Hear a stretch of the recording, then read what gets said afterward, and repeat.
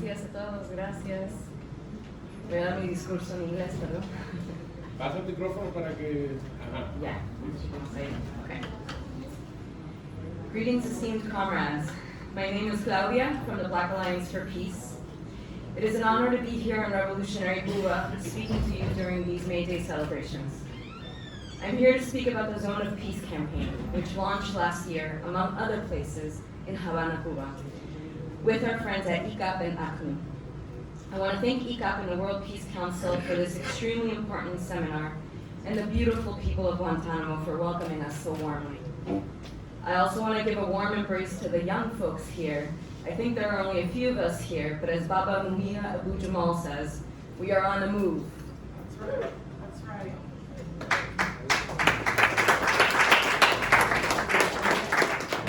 In Havana, Cuba, on January 29, 2014, the heads of state and governments of the Community of Latin American and Caribbean States, CELAC, declared Latin America and the Caribbean should be seen and respected as a zone of peace.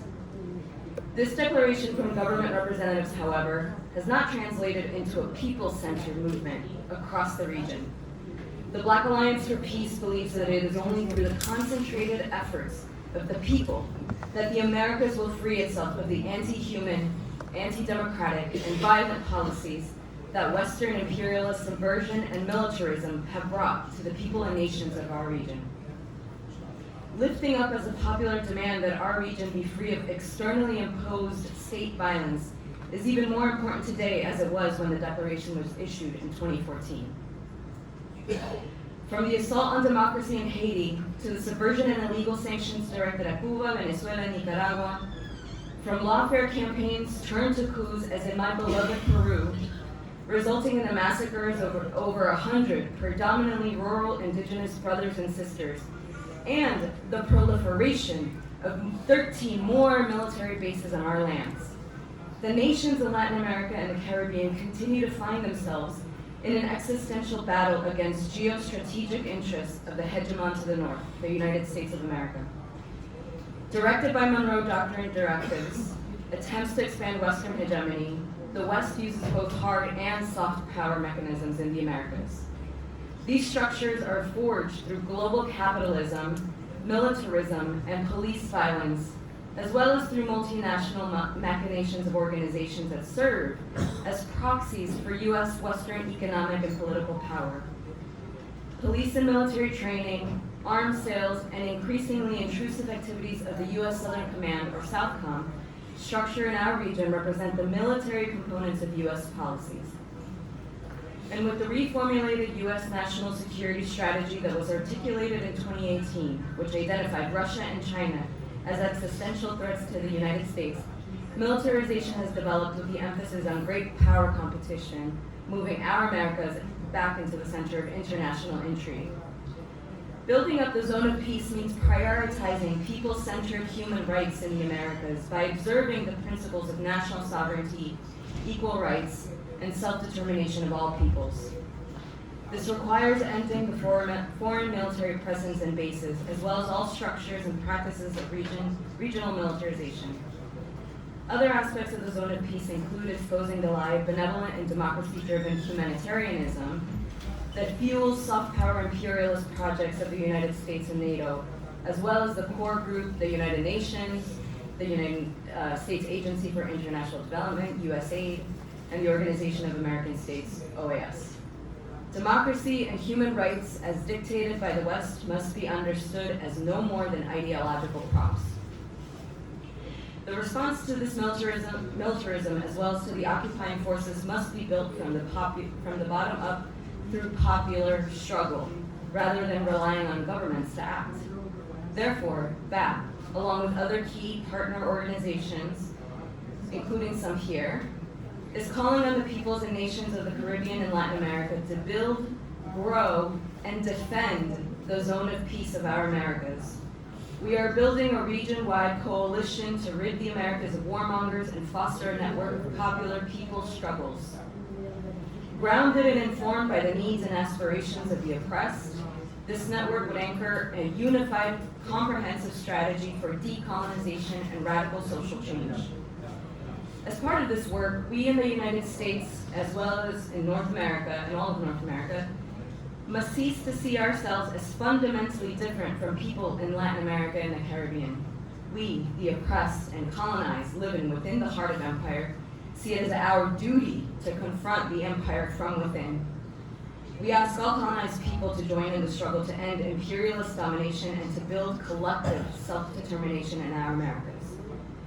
We aim to build awareness about the idea of a zone of peace across the Americas. This means, first and foremost, opposing the stronghold of the interlocking issues of global conflict, nuclear armament and proliferation, unjust war, as well as subversion.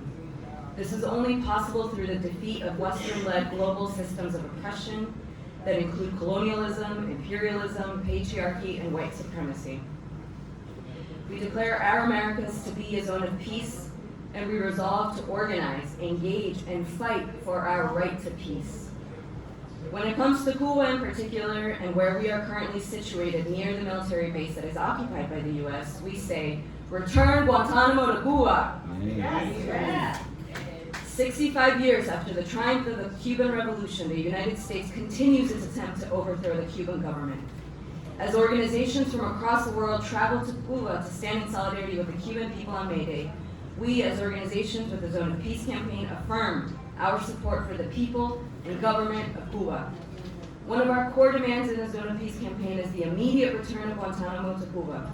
So long as the U.S. has a military outpost in this country, the Cuban people are at risk of an invasion and do not enjoy the sovereignty right to use of their full territory. Since the U.S. has been unable to use kinetic warfare in this situation so far, it has instead continued the genocidal unilateral coercive measures or sanctions that have been strangling the Cuban people economically. But a 6-decade-long economic blockade of Cuba was not enough for the United States. It has now added Cuba to the state sponsors of terrorism list, further impacting the economic situation and international trade between Cuba and other countries, unleashing the worst humanitarian crisis in the island's history.